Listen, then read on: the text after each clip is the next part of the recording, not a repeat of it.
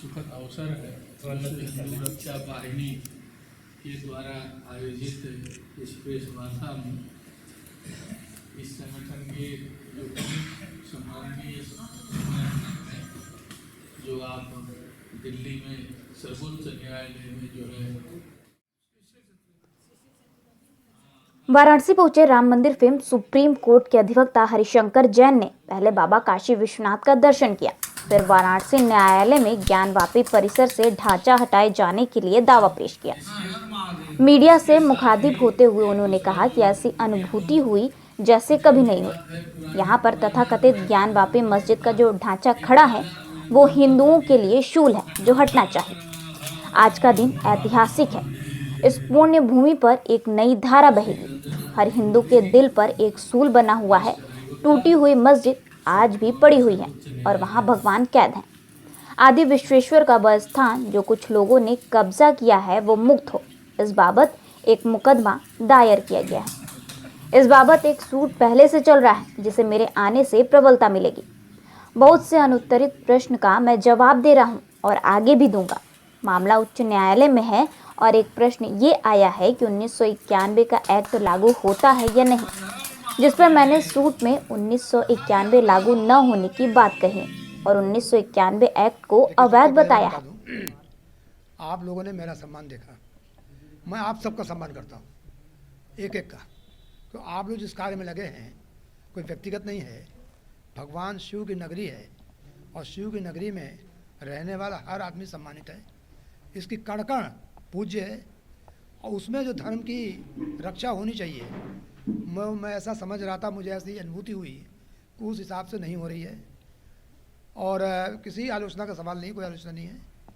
और जो यहाँ पर तथाकथित ज्ञानव्यापी मस्जिद जो कही जाती है, जो ढांचा खड़ा है, वो शूल है, हिंदुओं के दिल को कचोट रहा है। वो शूल हटना चाहिए। मैं हटाऊं, आप हटावें, किसी सूट चले, इससे मतलब नहीं है। तो शूल को हटाने के लिए हमारी टीम, भगवा रक्षा वाहिनी के लोग, संत सनातन समाज के लोग और जितने हमारे साथ जितने हिंदू ग्रुप हैं, रंजना जी हैं, जितेंद्र जी हैं, सब लोग लगे हुए हैं। और सबसे बड़े हमारे सहयोगी पंकज वर्मा जी हैं, जिन्होंने बहुत बड़ा यंग आदमी हैं, नौजवान होते हुए उन्होंने पूरी लाइफ और पूरा समय अपना मुझे दिया है। और विश्व हिंदू रक्षा वाहिनी को मैं धन्यवाद देना चाहता हूँ। उन्होंने ऐसे मौके पर आज ऐतिहासिक दिन के दिन ये प्रेस कॉन्फ्रेंस रखी और मुझे अवसर मिला कि मैं आप लोगों के दर्शन करूं और उस पुण्य भूमि पर एक नए इतिहास बहे, एक नई धारा बहे। और वो धारा जो कि गुलामी की है, वो धारा जो हर हिंदू के दिल पर चोट कर रही है।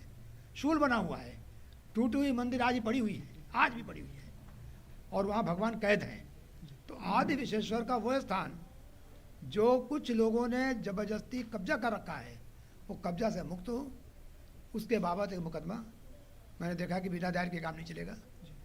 ये भी बता दूं कि एक सूट ऑलरेडी पहले चल रहा है, माननीय विजय शंकर रस्तोगी जी एडवोकेट उसे चला रहे हैं, बहुत अच्छा काम कर रहे हैं, मैं उनकी प्रशंसा करता हूँ और उन्होंने बहुत अच्छा काम किया है, एक अलग जगह रखी है, वो धन्यवाद के पात्र हैं। परंतु मैं आकर उस सूट को और प्रबलता दूंगा। उस सूट में मेरे आने से मेरा मानना है कि बल मिलेगा और बहुत से ऐसे अनुत्तरित प्रश्न हैं जिसका कि जवाब मैं दे रहा हूं और दूंगा। और चूँकि मामला आज इस समय माननीय उच्च न्यायालय में है और वहाँ एक प्रश्न ये आया है कि 1991 का एक्ट लागू होता है कि नहीं होता है, तो मैंने सूट में 1991 का एक्ट लागू नहीं होता है और 1991 का एक्ट अवैध है, ये मैंने उसमें डाला हुआ है और ये बात अभी किसी सूट में नहीं आई है। और साथ साथ जो सबसे बड़ी बात है कि मुस्लिमों के जन्म लेने के पहले 14 साल से बहुत पहले आदि विश्वेश्वर यानी महादेव ने बहुत पुरातन काल में सतयुग में काशी के जिसमें कोई बस्तियां नहीं थी, इस बस्ती को बसाया था। इसलिए इसको आदि विश्वेश्वर मुक्त क्षेत्र कहते हैं, जिसकी सीमा 5 किलोमीटर की है, 5 कोस की है, पौष की है। और 5 कोस की जो परिक्रमा है और 5 कोस की जो पूजा है वो धर्म क्षेत्र है और धर्म क्षेत्र को उसका अधिकार मिले, इस बात की मैंने प्रार्थना की है। इसके साथ साथ जो माँ श्रृंगार गौरी है, जो कि भगवान शिव की आराधना उनके बिना पूजा हो नहीं सकती, वो भी कैद हैं, उनके लिमिटेड पूजा करने दी जा रही है। तो इस तरह से जो हिंदू देवी देवता हैं उनको कब तक दबाया जाएगा, कब तक अत्याचार होगा और हिंदू जनता अत्याचार को कब तक निपटेगी।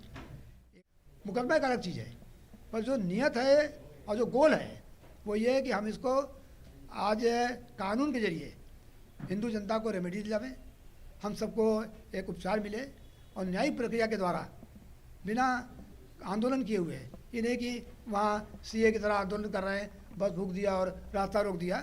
न्यायिक प्रक्रिया के द्वारा हमको हमारा अधिकार मिले, जिस अयोध्या का मिला था। अगर न्यायिक प्रक्रिया में वो केस न जाता तो आज वहाँ पर हिंदुओं के सिर पर वैसे दल रहता और पाया गया कि हिंदुओं का हक है। इस तरह हमने मथुरा की लड़ाई, हमने, हमारे साथी रंजना जी हैं, इन लोगों ने हमने जारी किया है और वहाँ भी बात चल रहा है। और 1991 में ये बात दायर हुआ था, उसमें 2 पक्षकार थे, क्या आप उसमें एक पक्षकार के लिए अपील किया है या अलग से?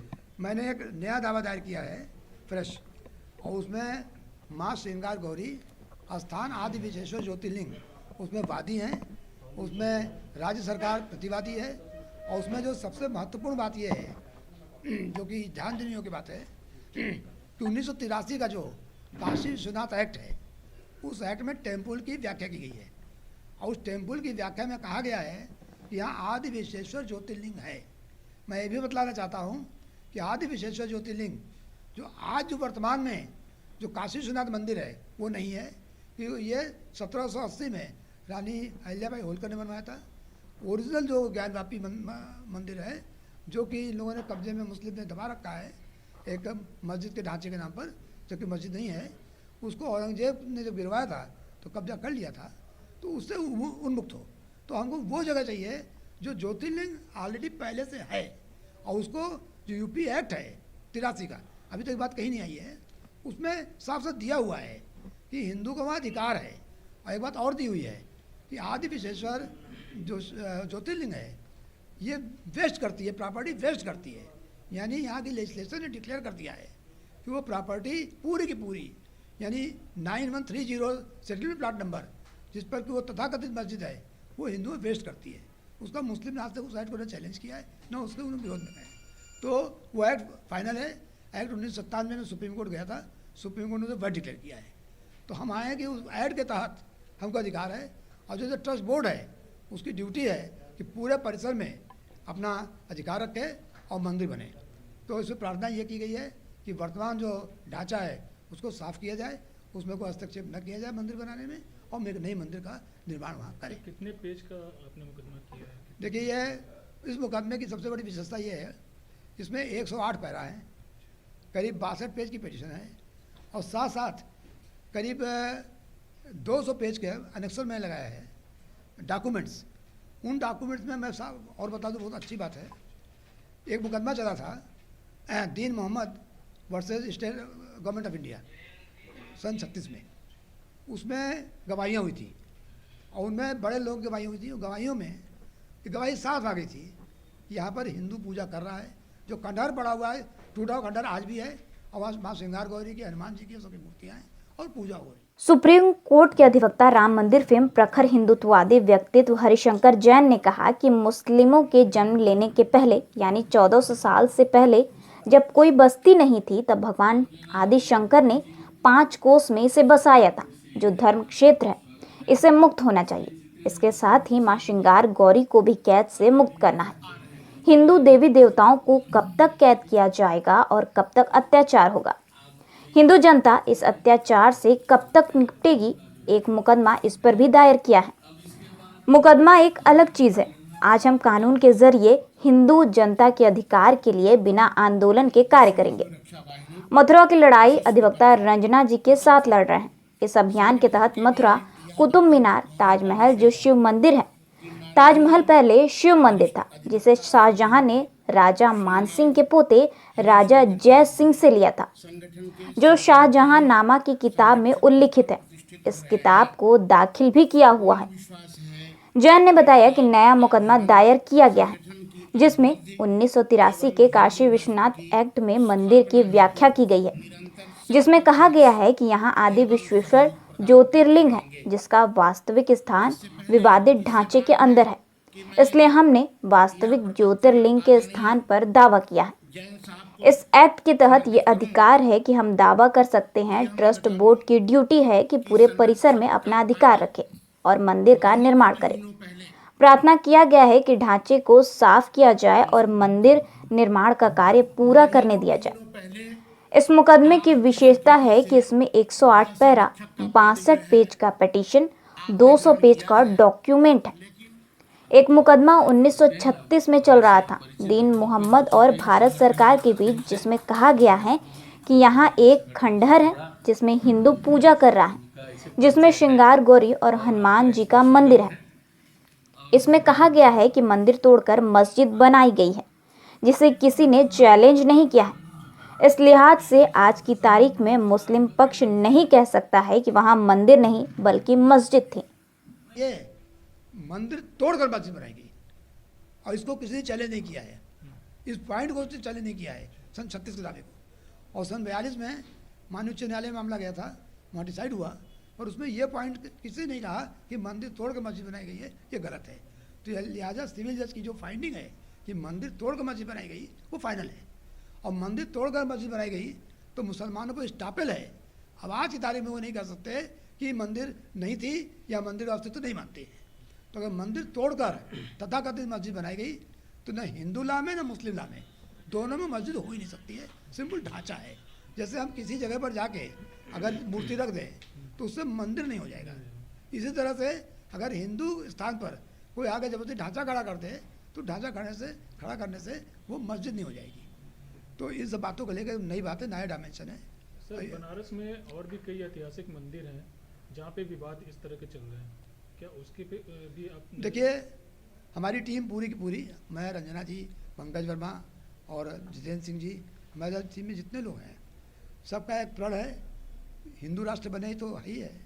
साथ साथ हम लोग जितनी जगह मंदिर तोड़कर मस्जिद बनाई गई है और जो धर्म स्थान कभी भी नष्ट भ्रष्ट किए गए थे उन सबको वापस लेने का हमारा कार्यक्रम है और अभियान चल रहा है। उस अभियान के तहत मथुरा में दावा दायर किया है सिक्की जन्मभूमि को स्वतंत्र कराने के लिए।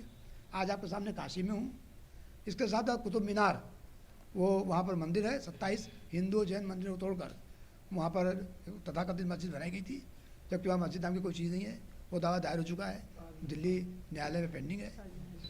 और इसी तरह ताजमहल शिव मंदिर है।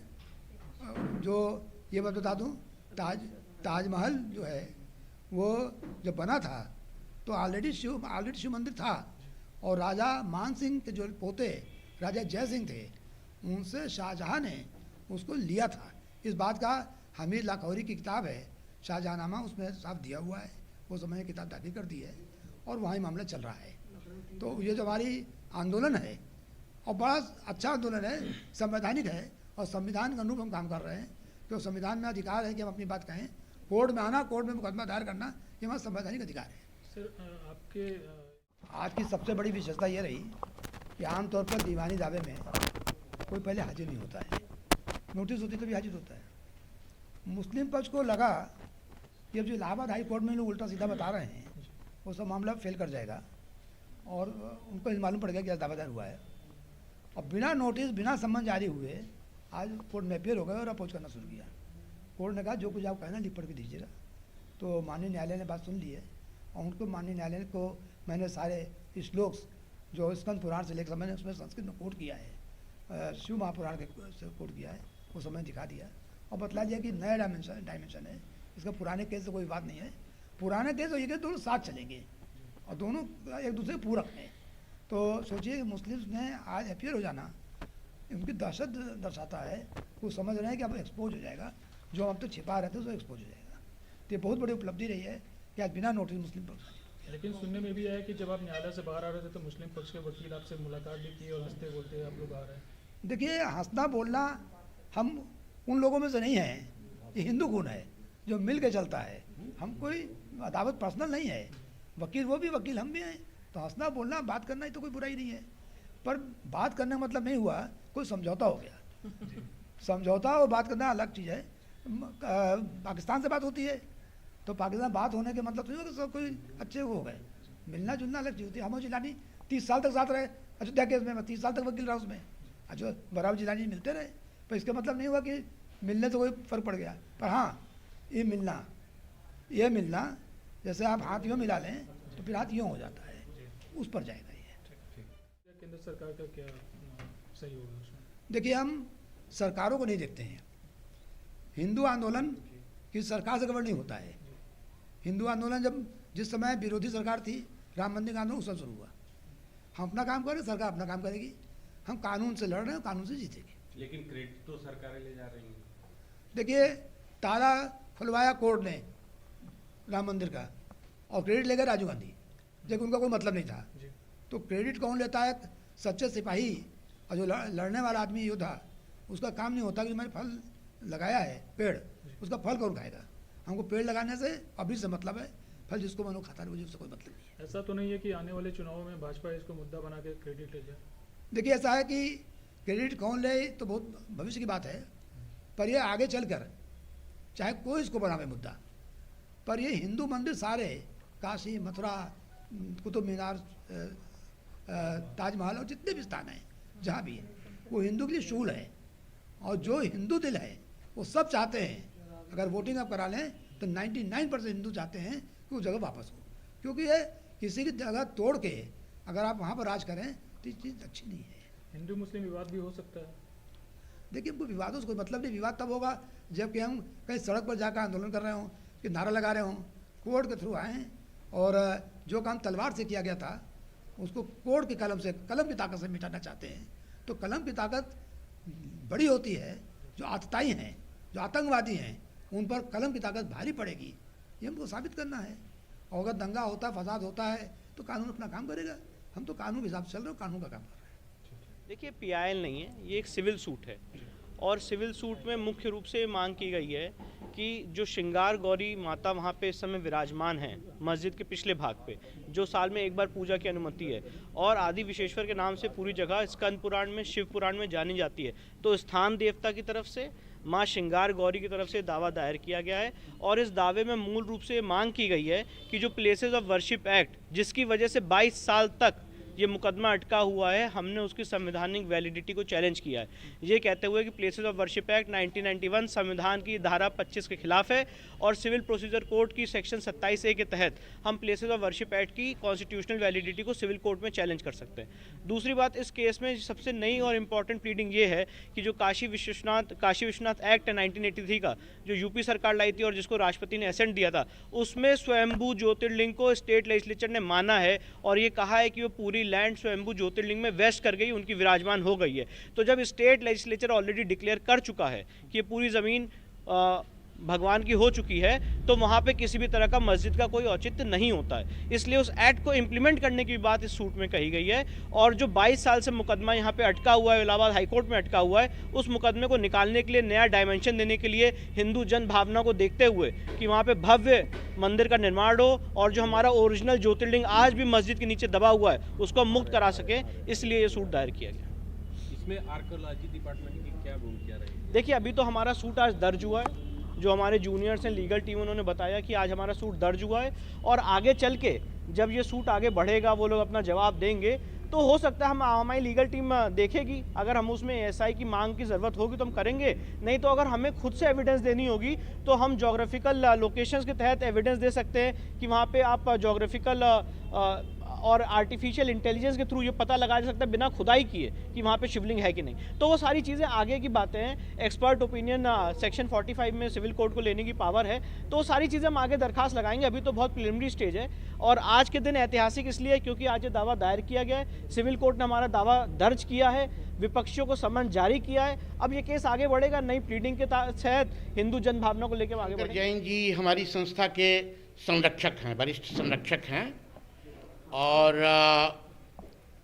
उनका अभूतपूर्व योगदान धर्म से संबंधित जितनी भी गतिविधियां हैं उनमें उनसे परामर्श लेके, ताकि कानूनी किसी भी तरह का कोई अड़चन न उत्पन्न होने पावे, हम लोग सुप्रीम कोर्ट के वरिष्ठ अधिवक्ता जैन जी से हमेशा संवाद करते रहते हैं, और संवाद के बाद ही जो है हम अगला अपना स्टेप उठाते हैं। यहाँ जो प्रेस कॉन्फ्रेंस है, हमारे जो संरक्षक महोदय हैं जैन साहब, उनके साथ जो दिल्ली की अन्य जो वरिष्ठ वकील हैं, अधिवक्ता हैं, वो सभी आए हैं और आके यहाँ बाबा विश्वनाथ ज्ञानवापी मस्जिद के संदर्भ में, ज्ञानवापी मस्जिद जो है वो मस्जिद नहीं बल्कि ज्ञानवापी मंदिर है, जिसको आतताइयों ने भी खंडित किया और ज्ञानवापी मस्जिद के नाम से उसकी उद्घोषणा की। वस्तुतः वह पूरी ज़मीन जो ज्ञानवापी परिक्षेत्र की है वो बाबा की है, बाबा विश्वनाथ की है। हम लोगों की चाह है और प्रयत्न है कि वैधानिक रूप से